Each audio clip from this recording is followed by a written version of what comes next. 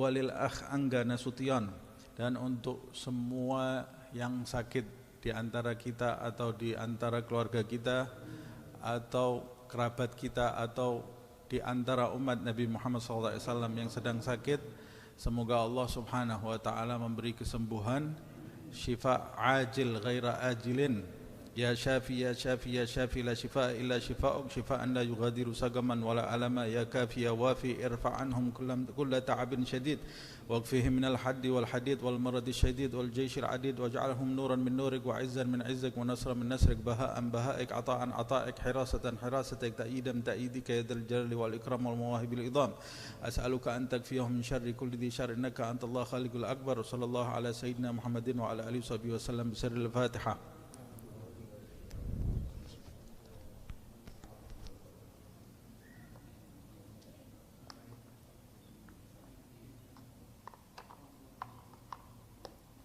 Bismillahirrahmanirrahim. Alhamdulillahi rabbil alamin. Allahumma salli wa sallim ala sayyidina Muhammad wa ala ali sayyidina Muhammad. Nawaina ta'allum wa ta'alim wa naf'a wal intifa' wa tadhakkur wa tadhkir wal ifadah wal istifadah wal hath ala tamassuk fi kitabillah wa sunnati Rasulillah sallallahu alaihi wasallam wa ibtigha'a maradatihi wa thawabihi wa qurbihi. Kita lanjutkan kajian kitab An-Nasaih Ad-Diniyah wal Wasaya Al-Imaniyah karya Al-Imam Abdullah ibn Alawi ibn Muhammad Al-Haddad, yang di makamnya ada di kota Tarim, di lembah Hadramaut, di negeri Yaman bagian selatan. Termasuk ulama besar di masanya, dan karyanya sangat banyak, dan kitab-kitabnya diterjemahkan ke beberapa bahasa, diantaranya ke bahasa Indonesia ini. Dan untuk bangsa Indonesia, masyarakat Indonesia, Habib Abdullah Al-Haddad ini sudah tidak asing lagi ya. Karena rata-rata kalau masjid tradisional, masjid yang zaman dulu, pasti di dalamnya ada ratipan, membaca ratipan. Ratipan itu Habib Umar bin Abdurrahman Al-Attas dan Habib Abdullah bin Alawi Al-Haddad. Habib Umar itu gurunya Habib Abdullah bin Alawi Al-Haddad. Hidup kira-kira sekitar 400 tahun yang lalu. Semoga Allah merahmati beliau, dan semoga Allah menjadikan kita mendapat berkah melalui beliau dunia dan akhirat insyaallah. Amin ya rabbal alamin. Kita lanjutkan. Terakhir pembahasan kita mengenai sholawat, pentingnya sholawat, keutamaan sholawat, dan tata cara bersholawat. Seperti yang disampaikan dalam beberapa hadis. Yang terakhir yang tidak ketinggalan pentingnya adalah doa. Ad-du'a wa adabuhu. Wa amma ad-du'a'u faqad amarallah bihi wa hatha alaihi wa raghaba fihi. Sedangkan berdoa adalah perbuatan yang diperintahkan oleh Allah Subhanahu wa ta'ala dan diajak oleh Allah Subhanahu wa ta'ala. Allah mengajak hambanya untuk berdoa dan memotivasi hambanya agar banyak berdoa. Raghab fihi, memotivasi berdoa. Doa itu apa sih? Doa itu ada dua pengertian. Ada dua pengertian dari doa. Doa itu bisa berarti memanggil, bisa berarti meminta. Jadi orang yang berdoa itu orang hamba yang berdoa itu justru hamba yang disukai oleh Allah Subhanahu wa taala. Hamba yang sering minta kepada Allah itu hamba yang disukai oleh Allah Subhanahu wa taala. Hamba yang jarang meminta sayang terhadap hambanya. Nah, Allah bahkan memerintahkan hamba itu untuk meminta, karena dalam meminta kepada Allah Subhanahu wa taala itu akan menimbulkan di dalam hati hamba itu rasa fakir, rasa perlu, tergantung kepada Allah Subhanahu wa taala, dan menyadarkan hamba, membangkitkan kesadaran di dalam diri hamba bahwa dia ini adalah zat yang fakir, meminta kepada zat yang ghani, yaitu Allah Subhanahu wa taala. Nah, orang yang banyak meminta nanti akan timbul kesadaran di dalam dirinya bahwa dirinya ini sangat tergantung kepada Allah Subhanahu wa taala. Orang yang jarang meminta kepada Allah, satu hari tidak pernah berdoa, 2 hari tidak pernah berdoa, terus menerus dia tidak pernah berdoa, nanti hidupnya akan bersandar kepada dirinya sendiri, bersandar kepada usahanya sendiri, tidak bersandar kepada Allah, dan itu adalah kondisi yang sangat berbahaya. Orang kalau terlalu percaya diri itu bagus, yang tidak boleh bersandar kepada diri sendiri. Sebagai orang beriman, bersandar itu kepada Allah. Kita harus berusaha, berikhtiar, tapi bersandar kepada Allah, bukan pada usaha dan ikhtiar kita. Usaha dan ikhtiar kita itu hanya bentuk adab menjalankan perintah Allah Subhanahu wa taala. Tapi semua ketentuan terletak pada tangan Allah Subhanahu wa taala. Bahkan Nabi Muhammad SAW itu takut pada perbuatan bersandar kepada diri sendiri. Sampai Nabi berdoa, Allahumma la takilni ila nafsi tarfata ain. Ya Allah, wahai Allah, jangan kau biarkan aku bersandar kepada diriku walaupun sekejap mata. Jangan ya Allah. Sebab kalau hamba sudah bersandar kepada diri sendiri, itu penyakit macam-macam akan menghampiri hamba tadi. Na'udzubillah min dzalik. Allah memerintahkan kita, memotivasi kita untuk berdoa. Faqala azza min qailin karim. Mana motivasi itu? Di mana terletak perintah Allah itu? Di mana, apa dalilnya Allah memotivasi hambanya untuk berdoa?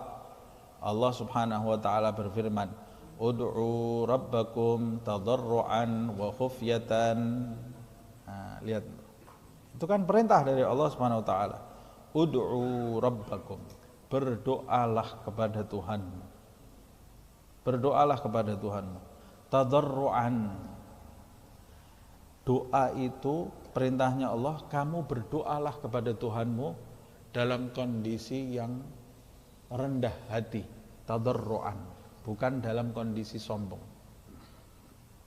Wa khufyatan, dan berdoalah dengan suara yang lirih, merintih kepada Allah Subhanahu wa taala. Karena suara yang lirih itu menunjukkan kerendahan hati. Kerendahan hati. Termasuk adab dalam berdoa. Innahu, sesungguhnya Allah la yuhibbul mu'tadin. Allah tidak menyukai orang yang melampaui batas, berlebih-lebihan. Wala tufsidu fil ardi, jangan engkau berbuat kerusakan di muka bumi. Ba'da islahiha, setelah Allah Subhanahu wa taala menjadikan bumi itu baik. Allah yang memperbaiki bumi ini, Allah yang mengatur bumi ini dengan indah, dengan baik. Kamu manusia diutus ke muka bumi ini oleh Allah Subhanahu wa taala sebagai khalifah untuk mengatur bumi, merapikan bumi. Jangan justru kalian berbuat kerusakan. Wala tufsidu fil ardi ba'da islahiha wad'uhu. Perintah lagi, mintalah kamu kepada Allah Subhanahu wa taala khaufan wa tama'a. Mintalah engkau kepada Allah, berdoalah kepada Allah Subhanahu wa taala dalam keadaan takut, khaufan. Takut apa ini? Dalam keadaan takut doanya ditolak oleh Allah Subhanahu wa taala, wa tama'an, dan dalam keadaan berharap doanya diterima oleh Allah Subhanahu wa taala. Jadi hamba itu harus punya dua sifat ini ya, sifat khauf dan sifat roja. Tidak boleh punya satu. Makanya diumpamakan sifat khauf dan roja. Khauf itu rasa cemas, rasa takut. Roja itu rasa harap. Orang dalam mendekat kepada Allah, dalam berdoa harus punya dua sifat ini. Ada khauf, ada roja. Khauf dan roja itu diibaratkan oleh ulama seperti dua sayap. Burung itu tidak bisa terbang dengan satu sayap.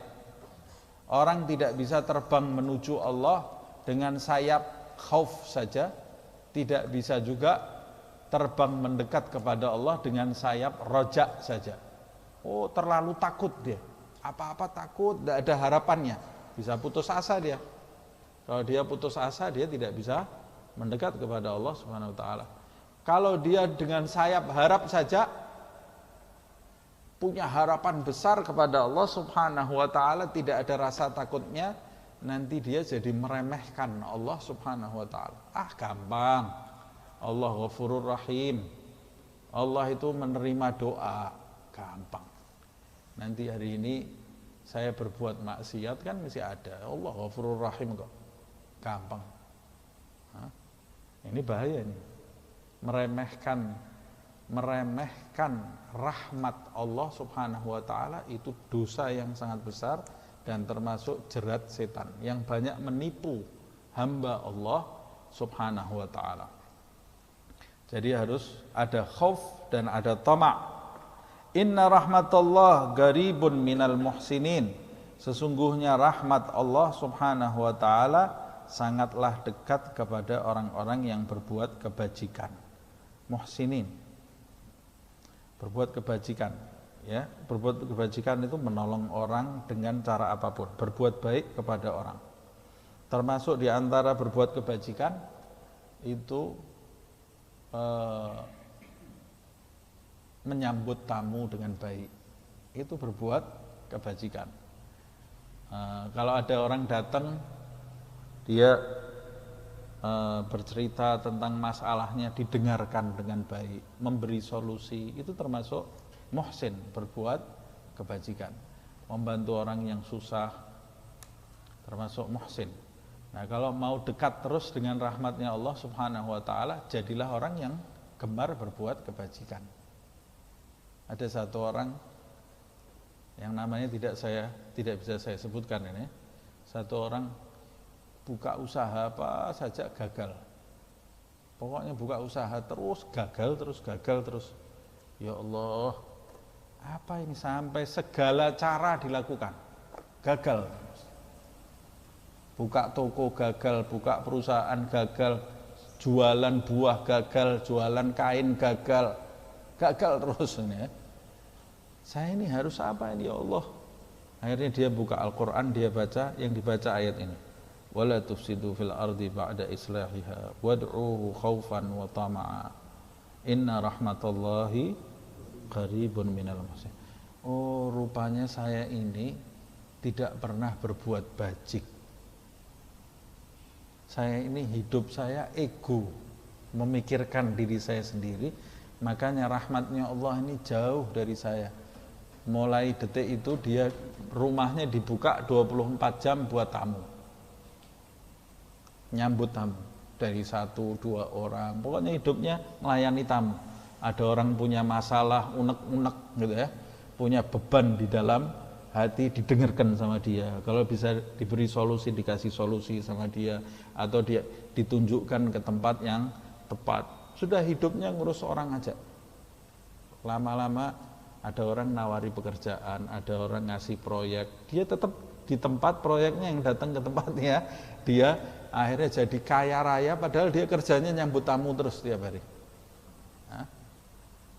Kaya raya, rumahnya ada di mana-mana, tapi sama dia diinfakkan semua untuk kepentingan hamba Allah Subhanahu wa taala. Tapi jangan dengar ini terus besok tidak ada yang kerja, nyambut tamu semua ya. Orang itu ada jalannya masing-masing. Pokoknya berusaha menjadi orang bajik di muka bumi ini. Jadi orang baik dimanapun kita berada. Kalau kita ada di dalam perusahaan, ya jadi orang muhsin, berbuat bajik di perusahaan itu. Kalau kita ada di pasar, jadi muhsin, berbuat bajik di pasar itu. Kalau kita ada dimanapun berusaha, kita ini jadi orang yang berbuat baik. Berbuat baik. Setiap orang dekat dengan kita senangkan. Nanti rahmatnya Allah membanjiri kita. Irhamu man fil ardi yarhamukum man fis sama. Rahmati semua orang yang ada di muka bumi ini, apapun rasnya, apapun agamanya. Kita rahmati, nanti yang di langit akan merahmati kamu. Kita lanjutkan. Wa qala ta'ala, Allah Subhanahu wa taala berfirman, walillahil asmaul husna fad'u biha. Dan Allah Subhanahu wa taala memiliki nama-nama yang indah, asmaul husna. Ada yang riwayat yang mengatakan asmaul husna itu 99. Ada riwayat yang mengatakan lebih dari itu, fad'u biha.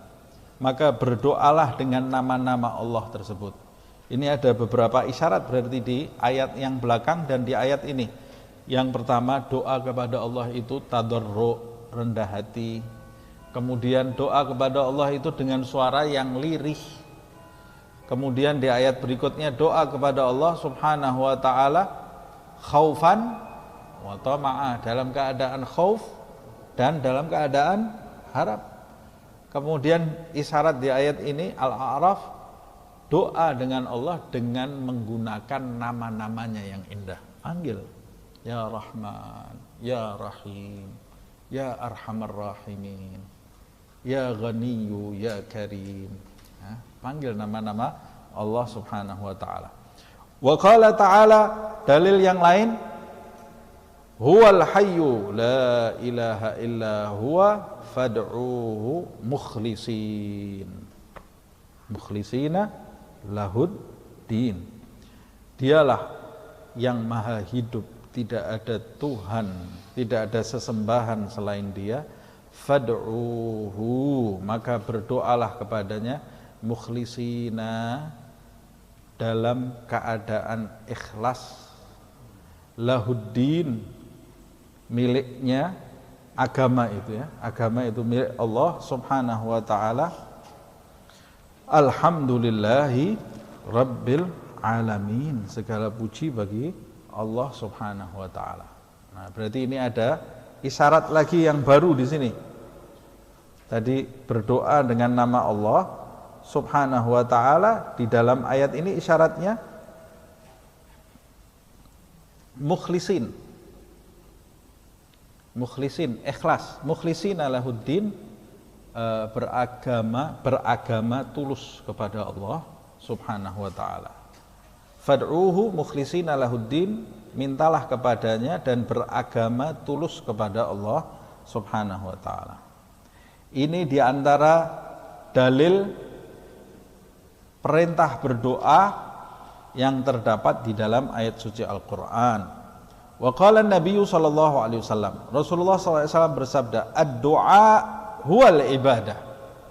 Doa itu adalah ibadah. Orang yang meminta kepada Allah, maka dia beribadah kepada Allah Subhanahu wa taala. Jadi orang yang meminta kepada Allah Subhanahu wa taala,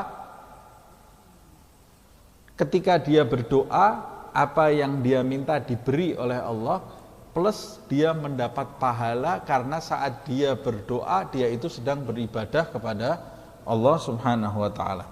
Wa qala alaihi salatu wassalam, ad-du'a'u silahul mu'mini. Doa itu adalah senjatanya orang yang beriman. Silahul mu'min wa imaduddin. Doa adalah tiang dari agama. Salat itu termasuk bagian dari doa. Salat itu imaduddin, karena di dalam salat itu isinya doa.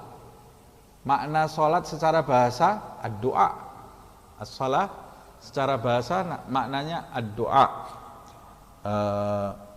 Wa nurus samawati wal ard, dan doa itu adalah cahaya langit dan bumi. Ini kita percepat sedikit ya.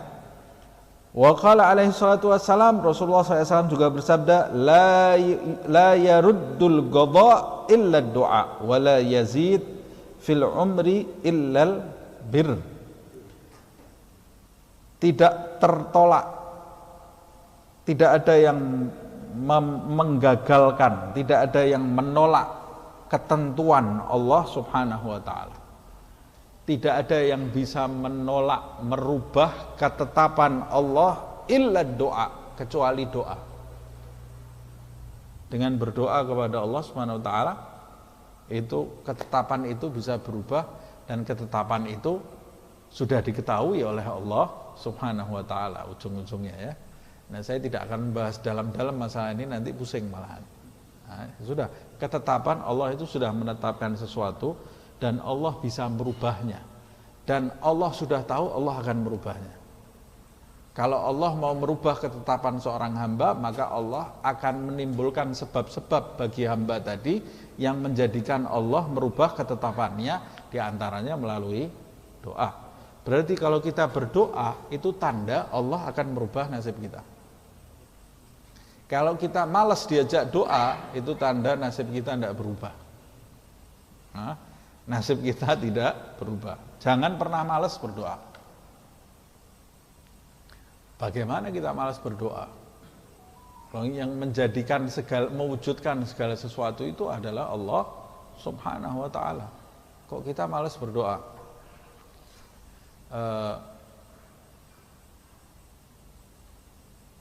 Nabi Zakaria itu istrinya sudah menopause, sudah tidak bisa punya anak, itu istrinya Nabi Zakaria itu ya. Tapi Nabi Zakaria menginginkan keturunan.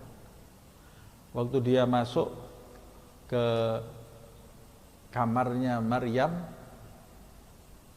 binti Imran, dia mendapati di kamarnya Maryam itu terdapat buah-buahan yang tidak musimnya. Anna laki hadza, kata Zakaria itu, kamu dapat dari mana ini buah-buahan bukan musimnya? Hadhihi min indillah, innallaha yarzuqu man yasha bighairi hisab.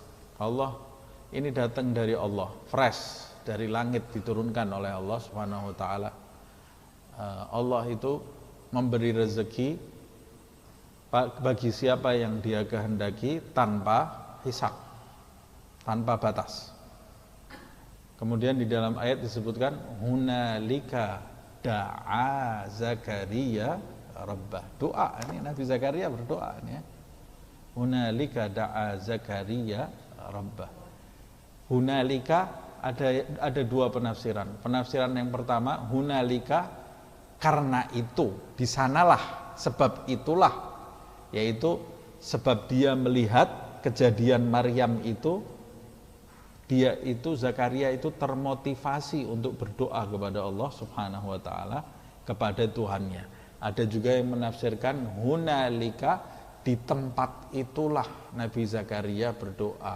Jadi Nabi Zakaria minta berkah mihrabnya Maryam. Nah, karena Maryam ini hamba Allah yang soleh. Berdoa Nabi Zakaria. Doanya berapa lama? 3 hari, seminggu. Nah, dalam tafsir itu ada yang mengatakan sampai 10 tahun, 11 tahun. Ada tafsir yang mengatakan sampai hampir 20 tahun. Ini Nabi dan Rasul ini ya. Doa terus dia, tidak putus asa, sampai kemudian Allah memberi isyarat, dia akan diberi anak oleh Allah Subhanahu wa ta'ala. Lah kita baru doa 3 hari sudah, tidak kabul doa kita ini ya. Baru 3 hari sudah marah-marah sama Allah nih ya. Ini loh Nabi Zakaria nih, tidak putus asa kepada rahmat Allah Subhanahu wa ta'ala, diberi oleh Allah Subhanahu wa ta'ala. Jangan pernah putus asa, wala tai'asu min rauhillah. Pasti dikabulkan enggak kalau kita berdoa oleh Allah? Pasti. Tidak ada doa yang tidak dikabulkan Allah. Tapi diberi atau tidak? Belum tentu. Belum tentu diberi. Dikabulkan? Iya. Diberi? Belum tentu. Sama seperti kalau ada anak kita minta sesuatu kepada kita, Pak, belikan saya A umpamanya. Kita di dalam hati kita, iya nak, ini anak yang minta kok, sudah saya terima dulu nih permintaannya. Tapi kita tahu kalau saya beri sekarang, ini jadi rusak ini anak. Atau kalau saya beri apa yang dia minta tidak tepat, saya beri kepadanya sesuatu yang pas buat dia. Jadi dikabulkan atau tidak, pasti dikabulkan. Diberi atau tidak, belum tentu. Nah, doa itu tidak ada yang ditolak oleh Allah Subhanahu wa taala. Asal kita doanya betul, nggak aneh-aneh. Bukan doa yang mustahil, tidak diperbolehkan. Begitu juga Nabi Zakaria diterima oleh Allah Subhanahu wa taala. Kita lanjutkan dulu. Makanya la yaruddul qadha illa du'a. Wala yazid fil umur illa al bir, dan tidak ada yang menambah umur seseorang kecuali kebajikan. Kebajikan itu sedekah, silaturahmi, itu nambah umur, nambah panjang umur. Kalau kita itu rajin sedekah, rajin silaturahmi, oh berarti ini umurnya mesti panjang insyaallah ya. Umur panjang itu belum tentu bilangannya loh ya. 100, 200 belum tentu bilangannya, tapi umurnya berkah. Ada orang umurnya seperti Imam Nawawi. Imam Nawawi sahib al-adhkar, sahib minhaj at-talibin. Imam Nawawi itu meninggal usianya berapa? 40-an. Usia 40-an, tapi karyanya melampaui usianya. Dihitung-hitung oleh ulama, ini kalau dihitung-hitung buku yang dikarang oleh Imam Nawawi, seakan-akan dia ini dari lahir sudah nulis buku. Nah, padahal tidak mungkin, orang lahir perlu merangkak dulu, perlu bicara dulu, perlu belajar bicara, perlu belajar ngaji, perlu belajar macam-macam. Jadi buku karangan Imam Nawawi itu melampaui umurnya. Melampaui umurnya. Ini umur yang berkah. Umurnya siapa yang paling berkah? Umurnya Nabi Muhammad sallallahu alaihi wasallam. Hidup 63 tahun, keberkahannya sampai sekarang enggak putus. Ini kita baca kitab ini gara-gara berkahnya Nabi Muhammad sallallahu alaihi wasallam. Kita bisa duduk di masjid, sholat Isya berjamaah, nyebut nama Allah, tahu ilmu agama, tahu cara sholat, itu karena berkahnya Rasulullah SAW. Usianya 63 tahun, berkahnya sampai sekarang tidak putus-putus. Ada orang usianya 100 lebih, nonton TV terus tidak ada berkahnya, tidak ada manfaatnya untuk orang-orang ya. Tidak ada berkahnya. Nah, jadi usia yang diminta ini usia yang berkah. Wala yazid fil umur illa al bir. Wa qala alaihi salatu wassalam, Rasulullah SAW bersabda, ad-du'a mukhul ibadah. Rasulullah juga bersabda, kalau tadi yang di atas ad-du'a huwal ibadah, doa itu ibadah. Kalau yang ini ad-du'a mukhul ibadah, doa itu otak segala ibadah. Otaknya ibadah adalah doa. Nah, otak itu intinya itu ya. Wa qala, Rasulullah juga bersabda, la yahliku ma'ad du'a ahadun. Rasul bersabda, tidak ada seseorang yang binasa disertai doa. Maksudnya orang kalau hidupnya disertai oleh doa, dia tidak akan celaka. Tidak akan celaka, tidak akan binasa. Wad du'a yanfa'u mimma nazal wa mimma lam yanzal. Doa itu bermanfaat bagi segala sesuatu yang turun atau bagi segala sesuatu yang tidak turun. Nah, maksudnya yang turun dan yang tidak turun dari langit, nah, semuanya manfaat. Rezekinya turun, rezekinya tidak turun, rezeki turun doa, rezeki tidak turun doa, hujan turun doa, hujan tidak turun doa. Yang turun atau yang tidak turun bermanfaat. Wa qala alaihi salatu wassalam, Rasulullah SAW bersabda, ud'ullaha wa antum muqinuna bil ijabah. Berdoalah kalian kepada Allah Subhanahu wa taala dan kalian dalam kondisi yakin bahwa dia mengijabahi doa kalian. Muginuna bil ibadah. Ini syaratnya doa ini ya. Ini syarat yang paling inti dari berdoa. Asas berdoa itu keyakinan dan prasangka baik. Tanpa keyakinan dan prasangka baik, nah doa kita ini nanti sesuai dengan prasangka kita. Allah kan berfirman di dalam hadits qudsi, ana inda dhanni abdi bi falyadhun bi ma syaa. Aku itu sesuai dengan prasangka hambaku, maka terserah hambaku mau berprasangka apa kepadaku. Nah, yang dilihat Allah Subhanahu wa taala itu hati kita. Makanya kalau kita ngangkat tangan berdoa umpamanya, ya Allah, mudah-mudahan umpamanya rezeki saya lancar ya Allah. Mudah-mudahan rezeki saya lancar ya Allah. Tapi hatinya, apa bisa kondisi seperti ini?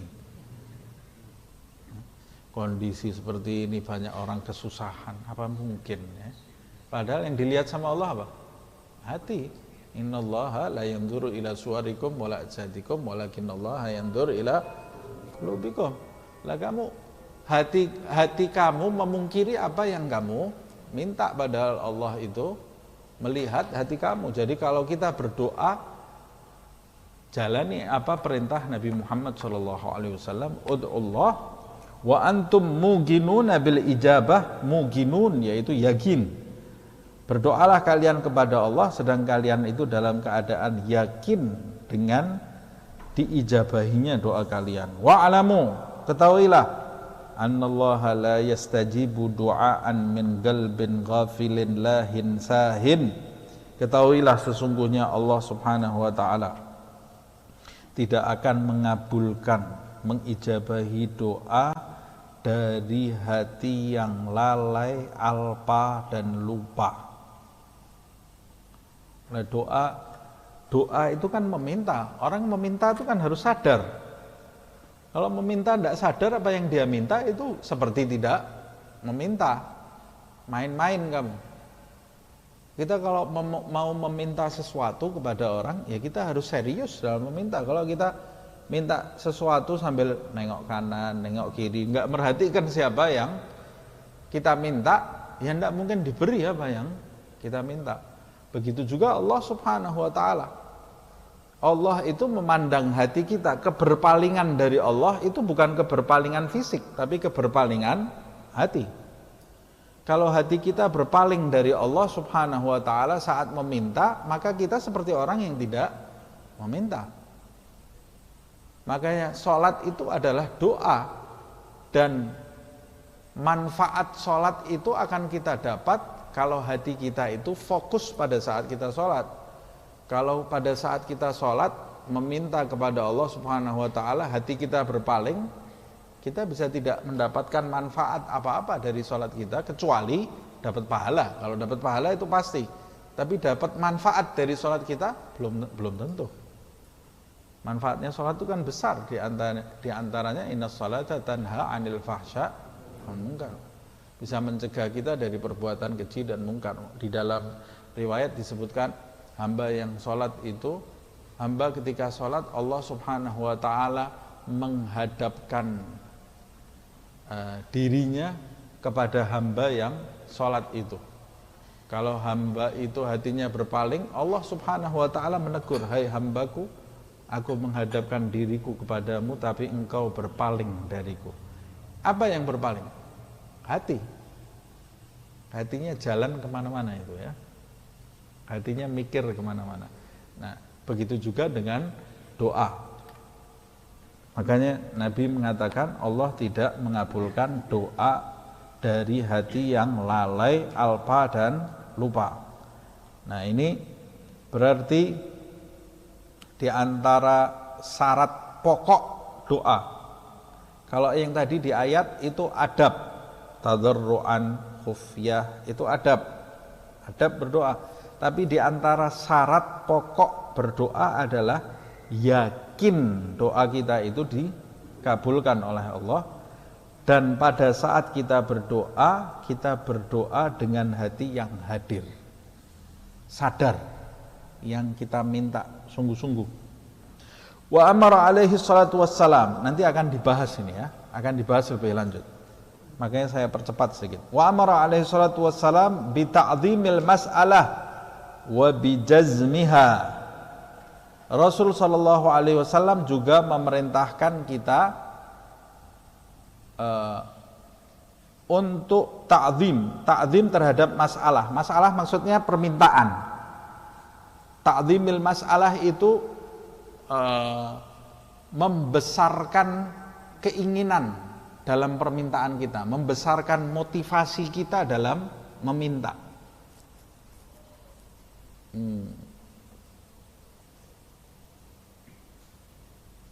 Membesarkan motivasi kita, harapan kita dalam meminta. Sebab kita ini meminta kepada Zat yang Maha Kaya dan Maha Dermawan.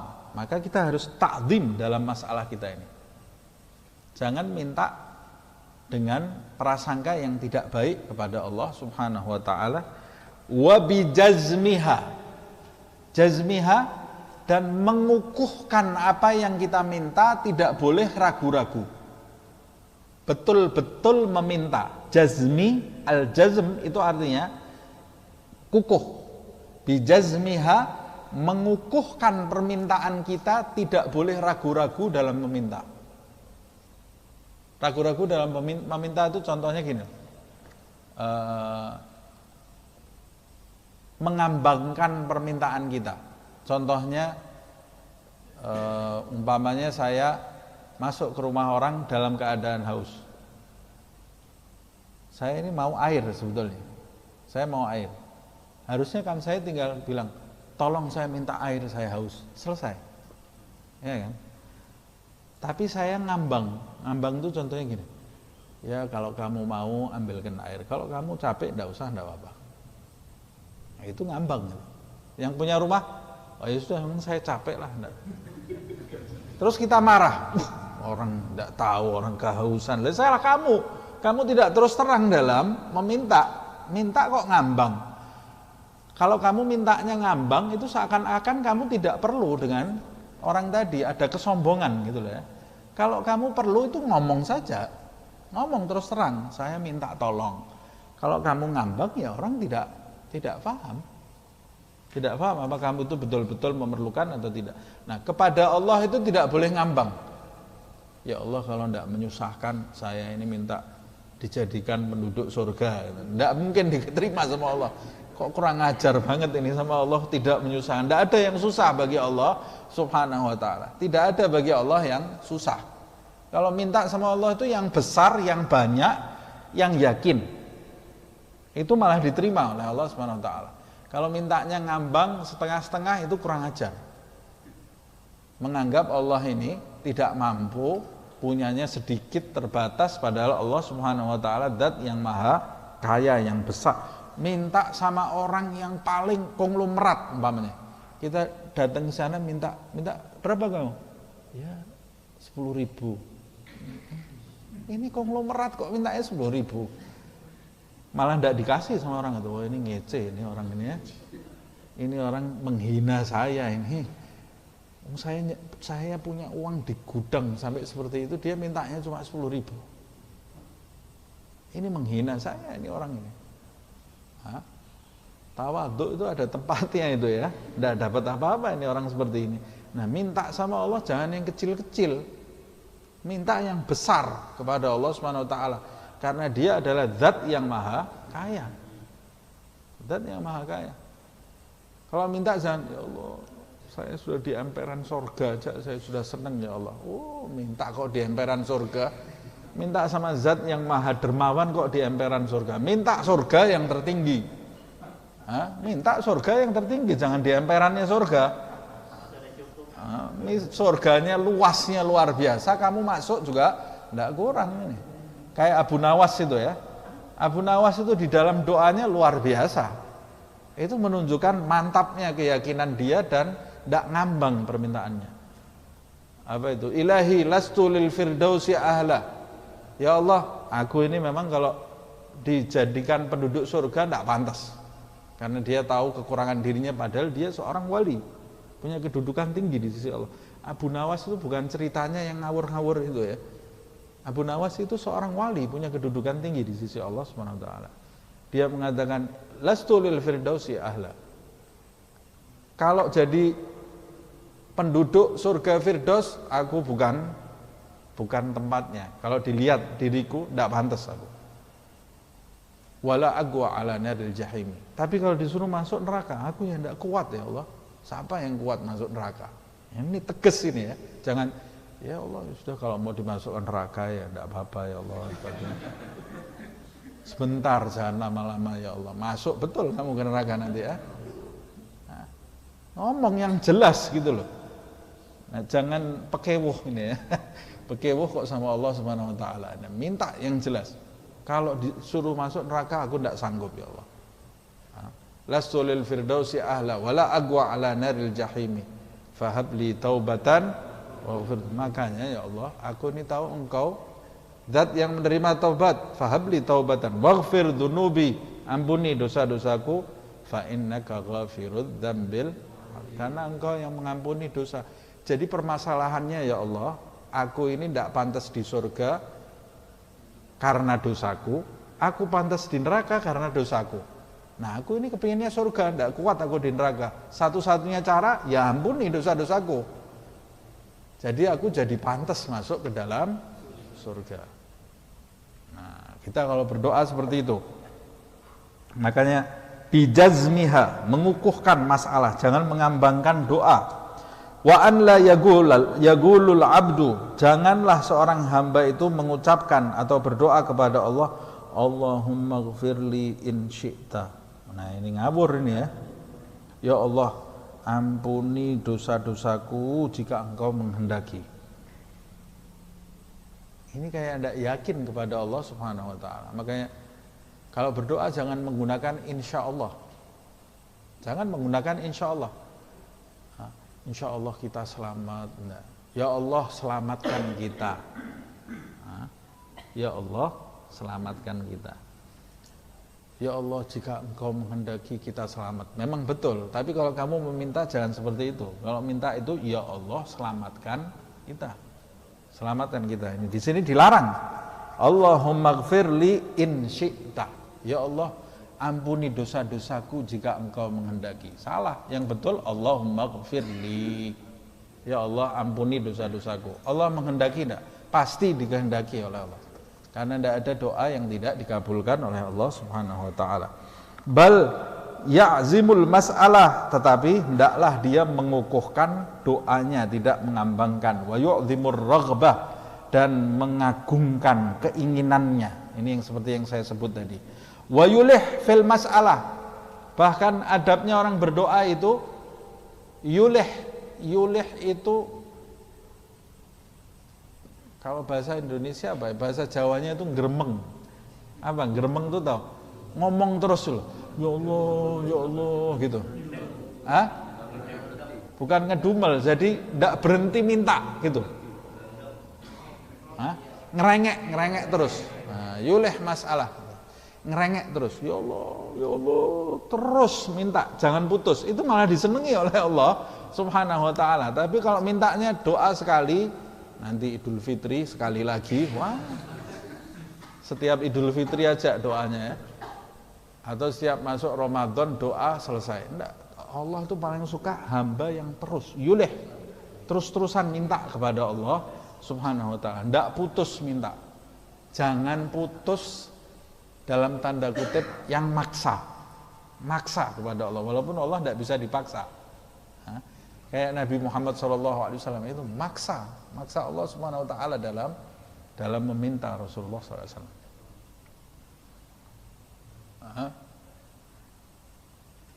Begitu juga para sahabat. Ini kalau kita bahas nanti panjang. Wa yugin bil ijabah, yulih terus menerus meminta, yugin dan yakin dalam dikabulkannya doa itu. Wa yakunu inda du'aihi, ini penting ini ya. Dan hendaklah pada saat dia berdoa, di saat doanya itu hadiral qalbi ma'a rabbih. Hatinya ini hadir bersama Tuhannya. Bagaimana hadir bersama Tuhannya? Dia sadar saat meminta. Nah, berapa banyak orang doanya itu sudah jadi rutinitas. Yang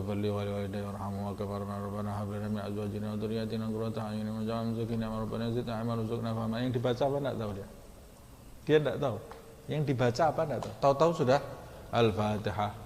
Ini yang ngucap sendiri enggak tahu ini, yang diminta tadi apa enggak tahu. Al-Fatihah enggak tahu. Tapi dia menghadirkan apa yang dia minta. Jadi Rabbighfirli wa liwalidayya warhamhuma kama rabbayani shaghira. Hatinya hadir. Hatinya ini tahu apa yang dia ucapkan. Karena kalau hatinya tidak mengetahui apa yang dia ucapkan, itu seperti orang mabuk. Orang mabuk yang minta. Orang mabuk minta, ada yang ngasih enggak? Enggak mungkin ngasih. Ini betul apa enggak ini mintanya? Mabuk dia. Atau orang yang mengigau itu. Tidur jalan minta. Enggak ada yang akan memberi. Nah, berapa banyak hamba itu berdoa seperti pemabuk itu tadi itu. Enggak tahu apa yang dia ucapkan.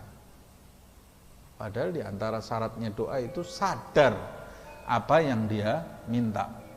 Nah, kita ini harus sadar.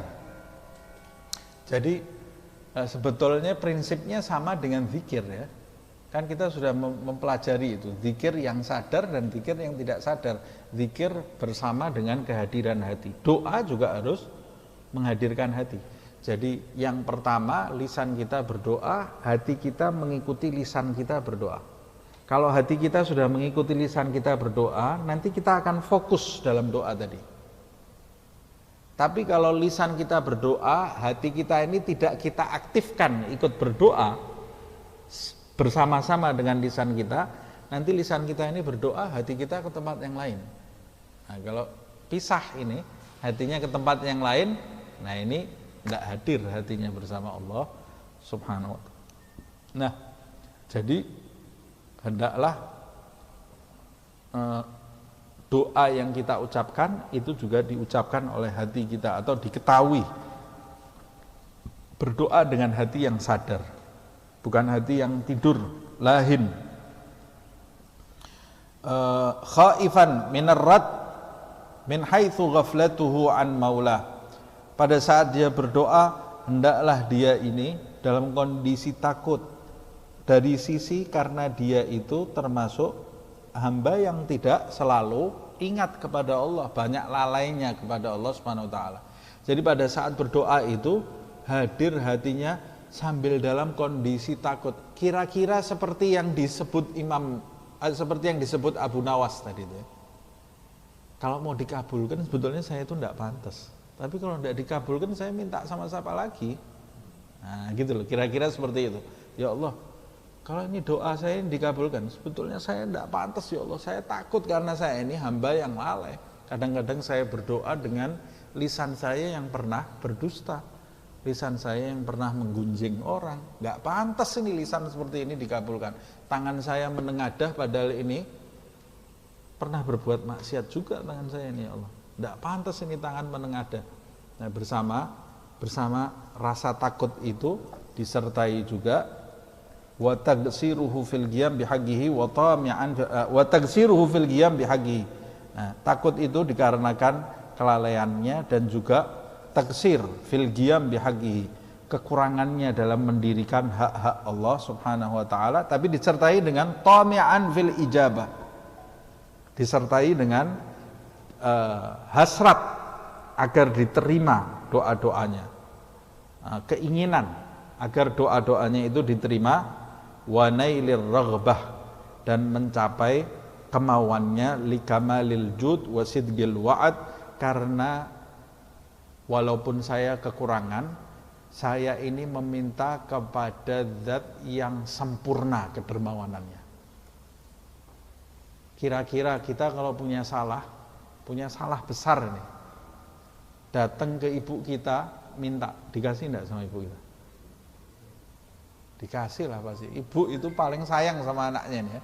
Anak itu kadang-kadang bandelnya seperti apa? Kita lihat itu kadang-kadang ada anak kecil bandelnya luar biasa sampai ibunya ini sudah kewalahan ya, namanya anak kecil. Habis itu anak itu datang, "Bu, lapar." Ya ibunya masuk ke dapur diambilkan makan. Itu kalau kita ya kita penjara langsung. Oh biar lapar ini, biar ngerasakan ini, dari tadi nakal terus dia ini. Tapi kalau ibu itu anak bandelnya seperti apa? Ya sama ibunya di dapur diambilkan, dia disayang oleh ibunya. Pas tidur ya dikecup keningnya. Kira-kira Allah sama ibu lebih dermawan mana? Nah, kalau ada yang mengatakan dermawan ibu, bahaya. Itu menyekutukan Allah SWT. Siapa yang merasa ibunya lebih baik kepada dirinya dari Allah, taubat dia. Dia menyekutukan Allah. Siapa yang merasa ibunya lebih bisa memaafkan kesalahan dia daripada Allah, taubat, syahadat lagi dia. Berapa banyak manusia yang merasa ibunya itu lebih penyayang daripada Allah. Kalau sama ibunya dia berani mendekat walaupun punya banyak salah. Sama Allah dia prasangkanya buruk sekali. Padahal Allah itu zat yang maha penyayang. Lebih sayang Allah kepada dirimu daripada ibumu. Itu tidak ada setetesnya kasih sayang Allah kepada hambanya daripada kasih sayang ibu kepada hambanya. Kasih sayang ibu ini tidak ada setetesnya seperti yang terjadi saat seorang ibu menemukan anaknya yang terlepas dari dirinya. Sahabat nangis semua, kata Rasulullah, tanya, "Kenapa kok kalian nangis?" Ini lihat peristiwa ibu yang bertemu dengan anaknya ini, luar biasa rahmatnya ibu ini terhadap anak. Kata Rasulullah, "Wahai sahabat-sahabatku, sesungguhnya rahmat Allah terhadap hambanya tidak bisa dibandingkan dengan rahmat ibu ini terhadap anaknya." Pasti sama Allah Subhanahu wa taala. Kenapa sih kita bisa berharap kepada Allah? Kok berani kita minta kepada Allah? Itu loh yang paling parah sendiri, iblis itu. Iblis itu di dalam ayat suci Al-Qur'an bantah Allah Subhanahu wa taala, disuruh sujud tidak mau. Allah mengatakan aba wastakbar, ini makhlukku ini membangkang dan sombong. Aba wastakbarta, engkau ini hai iblis, ini kamu ini membangkang dan sombong, diusir dari rahmat oleh Allah Subhanahu wa taala. Habis itu datang ke Allah minta loh ini iblis ini, andirni ila yaumi yub'atsun. Ya Allah, panjangkan umur saya. Mintanya enggak tanggung-tanggung ini ya. Ya Allah, panjangkan umur saya sampai hari kiamat. Innaka minal mundharin. Dikabulkan sama Allah. Saya panjangkan umur kamu sampai kiamat. Iblis loh ini ya. Masa kita kalah sama iblis ini ya. Nah, walaupun dikabulkannya permintaan iblis itu bahaya buat iblis. Nah, nanti kita akan bahas lebih lanjut. Tapi maksud saya dosanya kita seperti apa? Kita tetap harus punya harapan kepada Allah SWT. Nah, itu yang menjadikan kita ini masih berani minta kepada Allah SWT. Karena Allah itu penyayangnya luar biasa. Ciri-cirinya orang yang penyayang itu apa? Orang yang rahmatnya besar itu, ciri-cirinya diantaranya apa? Banyak yang kurang ajar kepadanya. Itu ciri-cirinya itu. Ya sudah mau tidak mau. Orang yang pemaaf, penyayang, itu orang banyak yang tidak tahu adab kepadanya. Itu salah satu ciri-cirinya. Jadi orang berbuat apa-apa, ya dia biasa saja. Dan yang paling terlihat seperti itu apa? Siapa? Nabi besar Muhammad SAW. Nabi Muhammad itu badui pipis di depannya Rasulullah. Nah, tapi sama Nabi dimaafkan. Itu orang yang penyayang itu seperti itu, resiko itu ya, resiko. Nah, ibu itu karena terlalu sayang kepada anaknya, anaknya berani bantah dia enggak? Nah, itu resiko, karena dia sudah sayangnya luar biasa.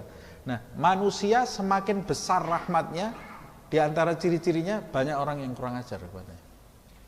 dan dia memaafkan. Seperti bapak di hadapan semua orang, seperti ibu di hadapan semua orang. Rasulullah SAW seperti itu. Sayyidina Ali bin Abi Thalib suatu ketika manggil pembantunya, dia punya pembantu dipanggil, ya fulan, pembantunya tinggal di kamar belakang, ya, dipanggil, ya fulan, dipanggil Sayyidina Ali. Tidak datang. Ini tidur apa bagaimana ini pembantu saya ini? Datang Sayyidina Ali, dilihat pembantunya sedang duduk. Loh, kata Sayyidina Ali, kamu tidak dengar tadi saya teriak manggil kamu? Dengar. Kira-kira zaman sekarang bagaimana itu ya? Dengar saya tadi kamu manggil saya. Loh, lah kenapa kamu kok nggak datang menjawab panggilan saya? Males saya. Kata pembantunya, saya males saya. Terus Sayyidina Ali itu ketawa. Waktu pembantunya ngomong males itu Sayyidina Ali tertawa. Kata Sayyidina Ali, kamu kok berani ngomong seperti itu kepada saya? Kok tidak ada rasa takut sama sekali? Ini padahal Sayyidina Ali itu kalau satu putar pedangnya ini kalau diputarkan di peperangan, setiap satu putar kepalanya orang kafir itu berterbangan kemana-mana nih satu putarnya. Tidak ada yang berani berhadapan. Ya. Ini pembantunya males, tenang ya. Kok berani kamu? Kata dia. Kenapa kamu berani? Apa jawab pembantunya? Li'annani amintu min ghadabik. Karena kamu ini tidak pernah marah. Kata dia, saya ini merasa aman dari amarahmu. Kamu orangnya tidak pernah marah, salah kamu. Jadinya saya kayak gini, kata dia. Nah itu resikonya orang kalau tidak pernah marah, rahmatnya besar, ya mau tidak mau seperti itu. Termasuk diantaranya, zat yang paling sering kita tidak beradab itu siapa? Allah Subhanahu wa ta'ala. Karena rahmatnya Allah ini terlalu luas, terlalu besar. Berapa kali kita ini tidak beradab di hadapan Allah, kurang ajar terhadap Allah SWT. Kalau Allah itu tidak punya rahmat, mati semua kita ini. Kita mati semua. Tapi karena rahmatnya Allah itu luas, dimaafkan terus kita oleh Allah SWT. Nah kita jadi manusia contoh akhlaknya Allah SWT, yang pemaaf terhadap orang, maklum terhadap orang itu yang maklum, terhadap orang yang maklum, rahmatnya yang besar. Itu menunjukkan rahmat. Itu menunjukkan rahmat. Nah, kalau ada orang tidak beradab di hadapan kita, kita mau marah, ingat, lawan kita aja setiap hari tidak beradab di hadapan Allah kok. Allah aja, Allah itu zat yang maha kuat, maha kuasa, memaafkan kita. Masa kita yang lemah tidak mau memaafkan yang lemah juga? Kok sombong banget kita ini ya? Yang maha kuat, maha kuasa itu setiap hari memaafkan kita. Yang maha mulia itu memaafkan kita, memaafkan kesalahan kita. Kadang-kadang kalau kita tidak beradab kepada Allah, Allah itu mendatangkan satu makhluk yang tidak beradab kepada kita, buat mengingatkan kita. Ini ada ceritanya satu orang, orangnya juga nggak betul-betul banget, baru belajar Islam gitu ya. Jadi dia itu umurnya sudah berapa, 40 apa 50 tahun, tidak pernah sholat. Islam. Miara anjing di rumahnya dia ini ya.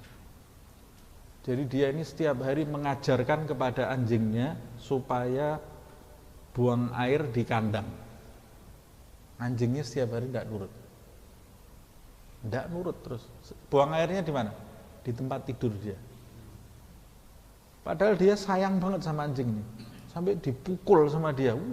Tapi dia kalau mukul sambil nangis ini ya, karena sayang sama binatang piaraannya.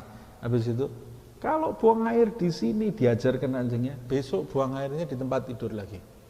Terus seperti itu sampai suatu ketika dia ini tersentak gitu ya. Saya sama anjing ini tidak ada bedanya ternyata, kata dia. Ini anjing diingatkan terus, buang air di tempatnya tidak nurut. Saya diingatkan terus, disuruh sholat, tidak nurut. Berarti saya sama anjing ini tidak ada bedanya. Akhirnya dia ambil air wudhu, sholat. Begitu dia mulai sholat, mulai saat itu anjingnya kalau buang air di kandang. Nah, sebetulnya dalam kehidupan kita itu ada hal-hal peringatan-peringatan dari Allah Subhanahu wa taala yang kalau kita perhatikan nanti kita akan paham. Kita lanjutkan ya.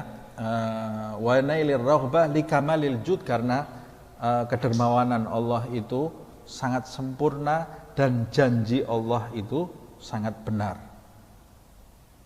Wa qad warada annallaha hayyun karim. Telah diriwayatkan bahwa Allah itu hayyun karim. Apa artinya hayyun karim? Yaitu yastahi minal abdi idza rafa'a ilaihi yadaihi ayyaruddahuma farighatain. Allah itu zat yang maha malu dan maha mulia. Apa maksudnya? Allah itu malu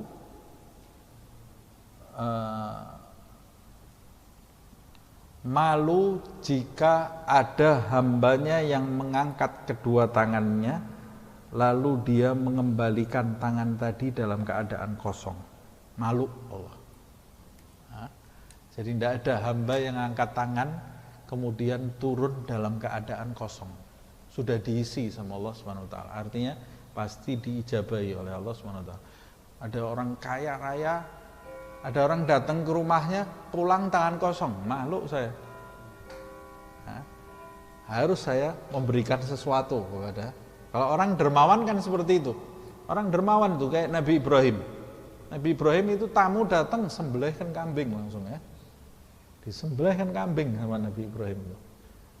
Karena Nabi Ibrahim itu menghormati tamu yang luar biasa. Nah, ini diantara riwayat tentang keutamaan doa. Nanti insya Allah kita lanjutkan di pertemuan yang akan datang ya.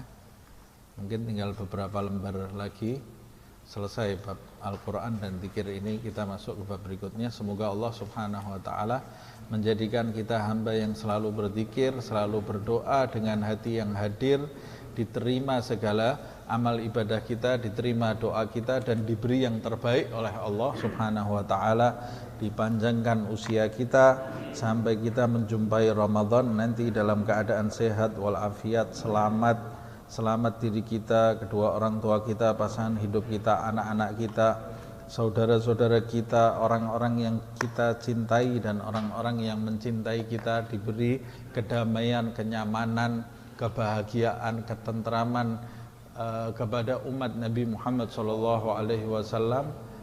Dijadikan hidup-hidup kita ini termasuk hidup yang bermanfaat dan mendatangkan ridha bagi Allah Subhanahu wa taala fid din wa dunya wal akhirah. Ala hadhihi niyyah kulli niyatin salihah wa ila hadratin nabi. Al-Fatihah.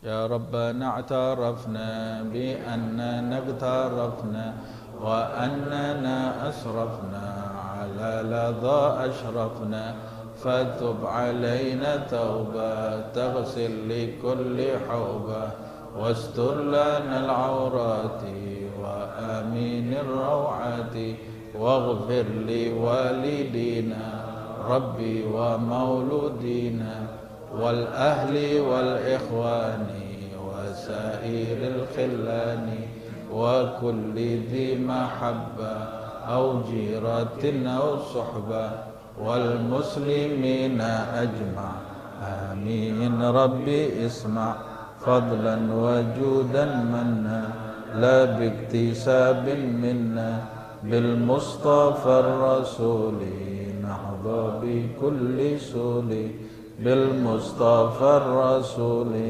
نحظى بكل سول بالمصطفى الرسول نحظى بكل سول صلى وسلم ربي عليه عد الحب وآله والصحب عداد طش الصحب والحمد للإله fil bad'i wat tanahi. Subhanakallahumma wa bihamdika asyhadu an la ilaha illa anta astaghfiruka wa atubu ilaik. Subhana rabbika rabbil izzati amma yasifun wa salamun alal mursalin walhamdulillahi